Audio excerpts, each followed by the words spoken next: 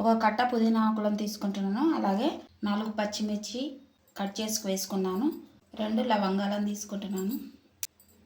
ఒక 2 ఇంచుల దాల్చిన చెక్క, అలాగే సాల్ట్ వేసుకుంటున్నాను. కచ్చిగా నూరి పెట్టుకున్న అల్లం వెల్లుల్లి పేస్ట్ వేసుకుంటున్నాను. మీ దగ్గర అల్లము వెల్లుల్లిపాయలు ఉంటే అప్పుడే ఒలిచినవి కూడా వేసుకోవచ్చు.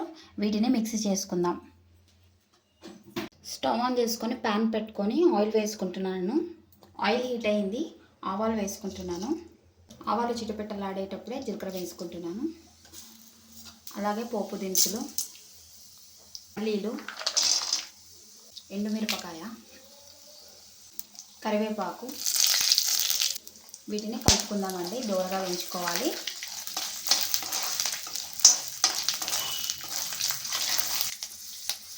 పసుపు వేసుకుంటున్నాను. పుదీనా పేస్ట్ని అయితే ఇలా బరకగా పట్టుకోవాలండి. మెత్తగా పేస్ట్ పట్టుకుంటే అంత టేస్ట్గా ఉండదు.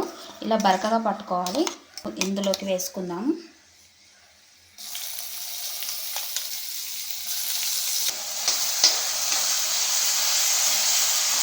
ఇలా పుదీనా పేస్ట్ని వేసుకున్నాక పచ్చి వాసన పోయే వరకు వేగించుకోవాలండి ఆయిల్లో.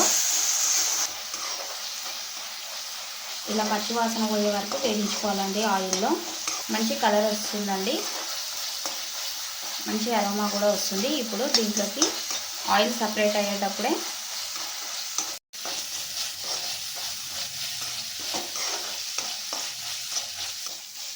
ఇలా 30 to 40 సెకండ్స్ వరకు వేయించుకోవాలండి పుదీనా పేస్ట్ని అయితే.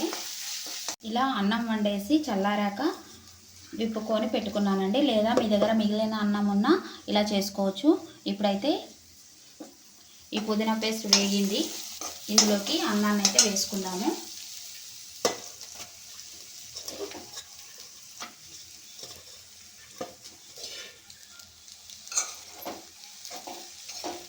ఇలా అన్నానికి అయితే మొత్తం పుదీనా పేస్ట్ని పట్టించుకోవాలి.